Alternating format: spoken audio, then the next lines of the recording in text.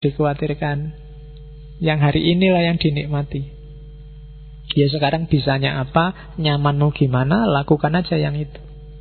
Tidak usah mikir masa depan. Dirancang boleh, tapi dikhawatirkan jangan.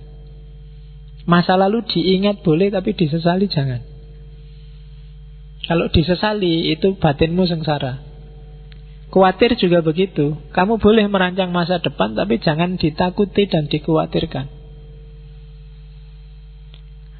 Masa depan yang kamu takuti, kamu naik motor kok, wah jangan-jangan kalau nabrak gimana, wah jangan-jangan kalau macet gimana, kamu gak jadi naik motor. Terlalu banyak khawatir. Atau dulu ada yang kecelakaan di sini, wah dulu ada yang jatuh di sini, wah dulu, namun akhirnya gak jadi jalan juga.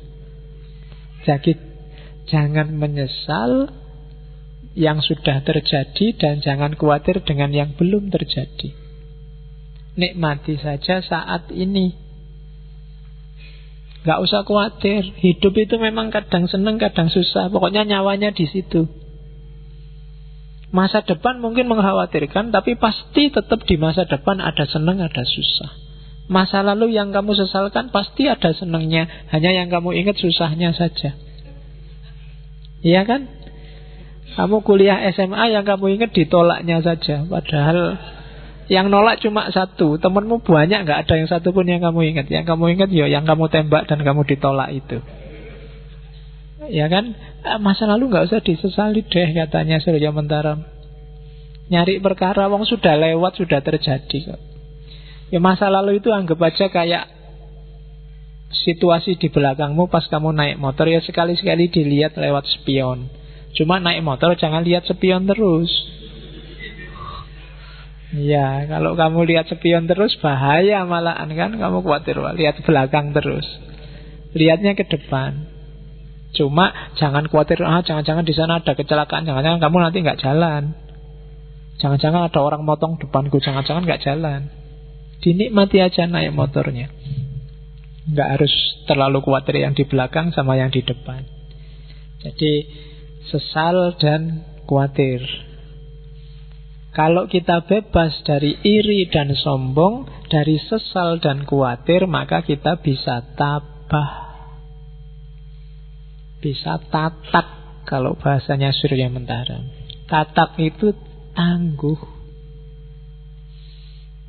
Kenapa orang jadi tangguh? Karena dia ngerti filosofinya hidup. Filosofi yang mana? Mulur mungkret, seneng susah, ora iri, ora sombong, ora getun, dan ora khawatir. Kalau kamu punya prinsip ini, hidupmu akan kuat, tatak. Apapun yang terjadi, kamu akan tabah. Tidak usah takut dengan kesusahan. Sesusah apapun orang, pada saatnya akan ganti jadi seneng. Seseneng apapun orang, pada saatnya akan ketemu masalah dan jadi susah. Entah masalah besar, entah masalah kecil. Maka solusinya bukan jangan sampai kita susah atau semoga kita seneng terus, tapi solusinya adalah pahami ritme seneng dan susah. Di situ kita bisa tabah. Tabah itu tatak. Tatak itu nggak cuma kalau ada kesedihan, pas seneng juga harus tatak. Seneng luar biasa tiba-tiba dapat undian mobil, dapat undian rumah. Nah itu tatak. Kalau tidak kuat tiba-tiba pingsan kamu, alhamdulillah dapat rumah. Tidak dapat rumah, biasa aja, lumayan. Dapat rumahnya seneng, tapi kerepotan selanjutnya mesti datang. Dan itu susah, nyari izinnya lah, bayar pajak lah. Terus yang rumah dijanjikan ternyata disuruh bayar sekian persennya, pajaknya 25% sendiri, rumahnya harganya 1 miliar, 25%-nya berarti bayar 250 juta, golek ning ndi. Kesumpekan baru datang, ya kan? Habis itu tetangga kiri kanan tiba-tiba datang, ayo persenane, ayo sumpek lagi, ya kan? Loh, hidup itu kan selalu begitu. Jadi tabahlah, tataklah, baik dapat senang maupun dapat susah. Nah, untuk bisa semua tadi, Kuncinya apa? Kenalilah dirimu, merui gagasane dhewe. Ketahuilah dirimu. Jadi kayak tadi, tengganglah dirimu, kenali dirimu, kenali perasaanmu. Buang semua yang tidak penting. Buang semat, derajat, keramat, itu semua semu. Pahami keinginanmu, buang semua yang tidak penting, kenali dirimu. Kalau kamu sudah kenal dirimu dan semua atribut yang tidak penting lewat, kamu akan jadi menungso tanpa tenger, kalau bahasanya Surya Mentaram. Manusia tanpa ciri. Jadi kamu bebas dari semua ikatan yang membelenggumu selama ini, baik ikatan seneng susah maupun ikatan semat, derajat, dan keramat. Nyari harta iya, karena kita butuh hidup, butuh fisik, tapi tidak tertipu dan terjerumus dalam semat. Nyari ilmu, nyari kemuliaan iya, tapi tidak tergila-gila oleh derajat. Nyari status, nyari pangkat iya, tapi tidak terpesona oleh keramat. Itu anggap aja baju yang sewaktu-waktu bisa ditanggalkan dan tidak penting. Toh tidak pakai baju kamu bisa hidup asal nggak dilihat orang lain. Ya kan, kalau dilihat orang lain yang jadi problem. Nah, kalau bisa kayak gitu, maka kamu adalah manusia tanpa tenger. Kenapa manusia tanpa tenger? Karena semua tenger yang melekat padamu itu sifatnya artifisial, tidak penting. Namamu kan juga cuma simbol saja.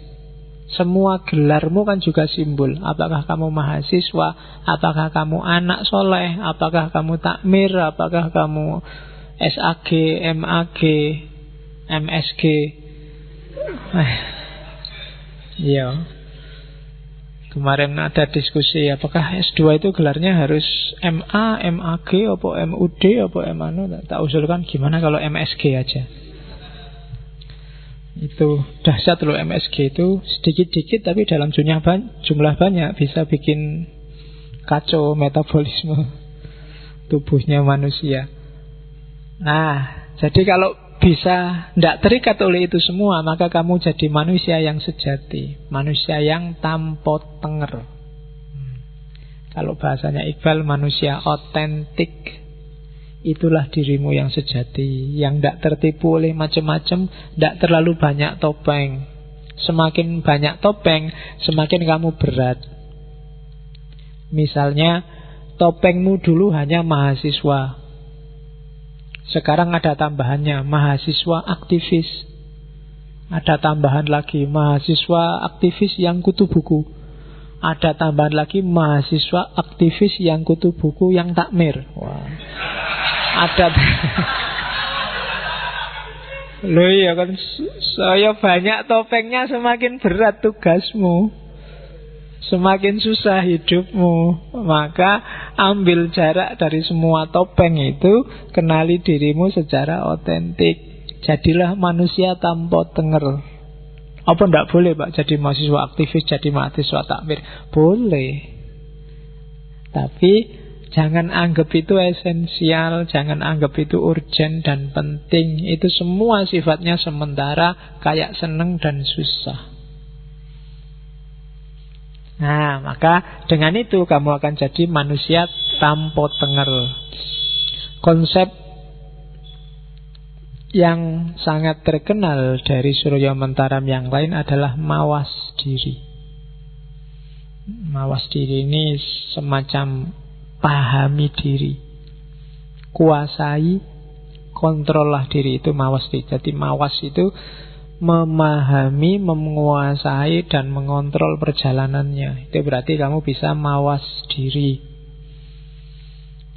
Ya, kita lihat unsur-unsurnya. Ini dirumuskan dari beberapa narasi hasil ceramahnya Ki Ageng Surya Mentaram. Jadi apa sih tujuannya mawas diri itu? Mawas diri itu tujuannya tahu kelemahan dan kelebihan kita, yang semua dijelaskan tadi, dengan target akhirnya untuk jadi manusia tanpa tenger. Jadi kenali dirimu, kenali topeng-topengmu, dan jangan terikat oleh topeng-topengmu. Terus prosesnya apa? Ya proses kognitif, mikir. Pikirkan semua data yang kamu dapat sepanjang hidupmu. Jadi hampir semua filosof, tidak barat, tidak timur, menganjurkan setiap orang untuk muhasabah, mikir tentang dirinya sendiri. Kalau ini saja tidak dilakukan, ya jangan mimpi jadi filosof. Ketika kalian sudah matok, Pak saya ingin hidup yang reflektif, ya berarti harus ada fase muhasabah dalam hidupmu. Entah formal, entah non-formal. Ya non-formal mungkin sambil malam-malam kamu mikir, sambil nonton sepak bola kamu mikir dirimu, sambil ngapain mikir dirimu. Itu namanya muhasabah. Atau ambil momen khusus, atau syukur-syukur kalau bisa ditulis. Siapa sih dirimu itu menurutmu? Jadi membaca dirimu menurut kamu sendiri. Nah, itu namanya muhasabah. Jadi ada proses kognitifnya. Apa yang dilakukan orang saat muhasabah? Yang pertama nyawang karep. Nyawang karep itu pahami keinginanmu, hasratmu. Apa saja sih targetmu? Itu nyawang karep. Yang kedua, mandu karep. Setelah kamu pahami keinginanmu, sekarang kontrollah keinginanmu. Jangan dilampiaskan sembarangan. Diatur strateginya. Diatur mana yang layak dikarepi dan mana yang jangan dikarepi. Yang ketiga, baru membebaskan diri dari karep. Boleh punya keinginan, tapi jangan disetir hidupmu oleh keinginan. Jangan diperbudak oleh keinginan. Apalagi keinginan-keinginan yang artifisial. Jadi hidup jangan dirajai oleh keinginan semata. Itu sebenarnya yang mati-matian diperjuangkan oleh para filosof, khususnya filosof moral dan agama. Untuk biar orang tidak disetir oleh keinginannya yang sembarangan. Jadi agama, akhlak, moral, filsafat itu datang untuk ngajari manusia sampai di mana batas-batas keinginan boleh dia lampiaskan. Karena kalau tanpa itu, kalau kamu bebas saja mikir keinginan, mungkin keinginanmu tidak karu-karuan dan dunia ini rusak. Manusia itu kan bebas hakikatnya, dan dia boleh ingin apa saja kalau cuma ingin loh ya. Cuma sumbernya dunia ini damai, tentram, apa kacau, itu keinginanmu. Dari keinginan muncul perbuatan. Maka pertama-tama kontrollah keinginan dan jangan diperbudak oleh keinginan. Itu mawas diri.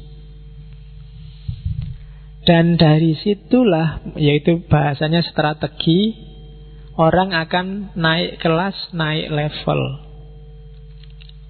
Ada gradasinya untuk menuju manusia yang tanpa ciri tadi. Gradasi pertama, kalau istilahnya Surya Mentaram, manusia paling awal itu juru catat. Juru catat itu, kalau bahasanya Mula Sadra, para filosof Muslim biasanya juru catat ini kayak tumbuhan. Jiwa tumbuhan, bayi itu juru catat. Dikasih apa aja masuk. Kayak tumbuhan. Pasif, cuma bisa menerima apa saja. Itu level manusia paling awal. Jadi kayak orang juru catat. Juru catat itu didikte aja. Anak kecil, balita itu kan didikte aja, dia jalan sesuai pendikteannya. Naik makom kedua, catatan. Catatan itu kayak jiwa binatang. Dia sudah mulai bisa menggunakan data yang masuk dalam dirinya. Ini bagian apa? Jadi mulai dipahami. Kalau tadi cuma nyatet, kalau sekarang dia sudah bisa memahami catatan. Mulai muncul hasrat, keinginan, mulai muncul cita-cita, mulai muncul, itu level kedua. Level ketiga namanya krudomongso. Krudomongso itu makom jiwa yang diliputi oleh ego. Ini yang harus dipahami. Ego itu ndak selalu jelek. Hasrat, keinginan itu kan nggak selalu jelek. Cuma dia harus dikontrol, dipandu. Orang yang ndak bisa ngontrol dan mandu hasrat keinginannya, dan dia disetir terus oleh ini, berarti dia ada di makom krodomongso, makom egoistik. Dan puncaknya ketika dia bisa membebaskan diri dari egoismenya, dia akan jadi manusia tanpa diri.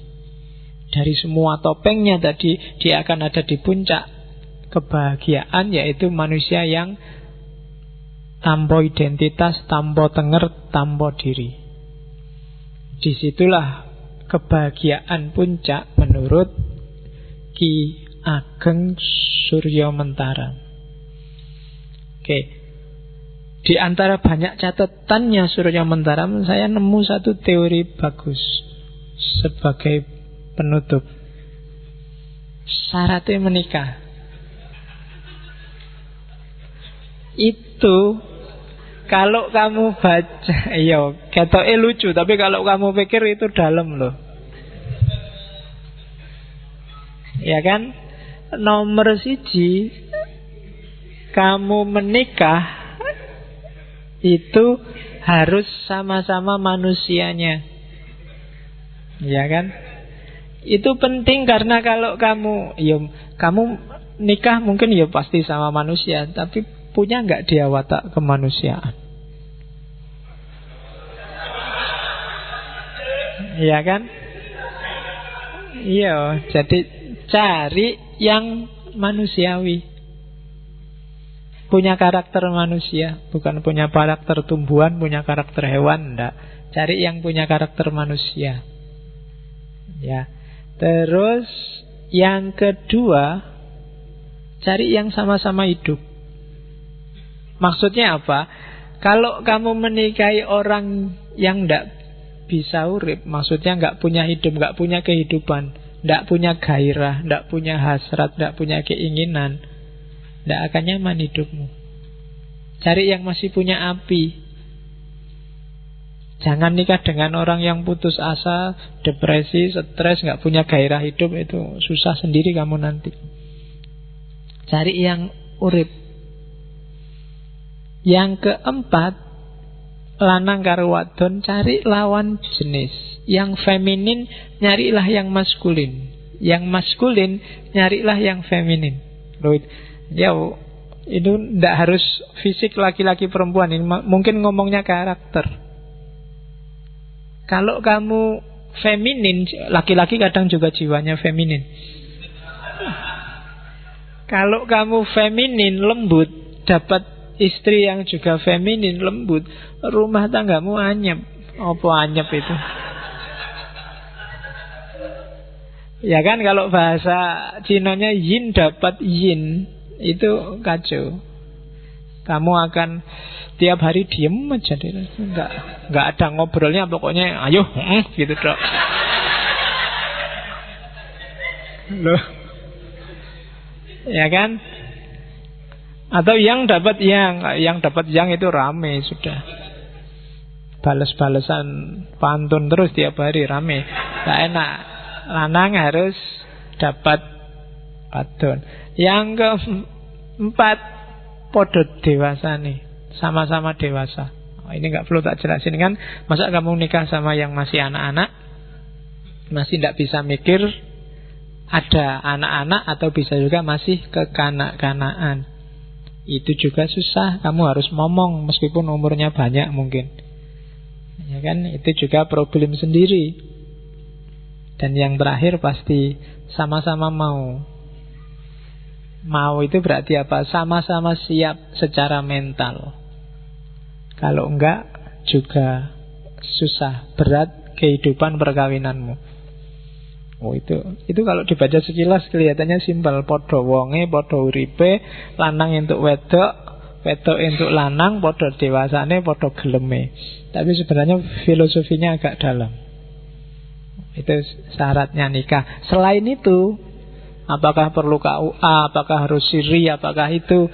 Jawabannya Surya Mentaram, sak butuhe, sak perlune. Ya kan? Sak cukupe. Kalau cukup teman sak kelas ya cukup, tidak apa-apa. Kalau cukup dengan seperangkat alat sholat ya tidak apa-apa. Kalau cukupnya seperangkat alat sekolah juga tidak apa-apa. Loh ya kan? Selain itu bisa dinego. Cuma yang 5 di atas itu carilah dengan standarmu sendiri, jangan dinego. Kamu nyari yang bukan manusia juga susah, yang satu nggak hidup juga susah, yang sesama jenis itu masalah. Ya kan? Baik lahir maupun batin. Yang masih kanak-kanak juga masalah, yang tidak mau juga masalah. Nah, jadi yang penting gelem, dewasa, lawan jenis, urip, podo menungsane. Nah, itu syaratnya orang nikah. Selain itu standarnya subjektif. Sak butuhe, sak perlune, sak cukupe. Oke, alhamdulillah kita selesai dengan Ki Ageng Surya Mentaram, kebahagiaan. Silahkan diambil yang relevan untuk hidupmu masing-masing. Tidak harus dihafalkan, tidak ada ujiannya. Jadi pakai aja yang menurutmu manfaat untuk hidupmu. Oke, filsafat lembut gaya timur saya kira sudah. Minggu depan kita filsafat yang agak keras. Kita akan ngomong politik. Minggu depan saya awali dari filosof politik Barat Thomas Hobbes. Dia nulis satu buku yang luar biasa, judulnya Leviathan. Leviathan itu makhluk monster yang itu simbolisme negara. Seperti apa pikirannya Thomas Hobbes, yang punya asumsi bahwa manusia itu adalah hakikatnya saling memangsa. Itu minggu depan. Minggu depannya lagi kita akan ngomong filsafat nazismenya Hitler. Minggu depannya lagi kita ngomong Ahkamus Sultaniyahnya Al-Mawardi. Minggu depannya lagi kita akan ngomong Marxismenya Soekarno. Bagaimana gagasan-gagasan politik. Bagi saya 4 ini cara berpikir politik yang non-mainstream. Yang mainstream sudah kita bahas di bagian awal dulu. Ada sosialisme lah, ada yang lain-lain itu yang bisa kita bahas. Hari ini kita ngomong yang non-mainstream, cara berpikir politik yang khas. Termasuk Al-Mawardi yang banyak dikutip orang-orang yang pingin bikin khalifah, kekhalifahan. Jadi kita lihat seperti apa pikiran-pikiran politiknya. Setelah itu entah bulan depan kita ngomong apa lagi. Oke, saya akhiri sekian ngaji malam ini. Insya Allah ketemu lagi minggu depan. Kurang lebihnya mohon maaf. Wal-afu minkum. Wallahul muwafiq. Wallahu a'lam bis-shawab. Wassalamualaikum warahmatullahi wabarakatuh.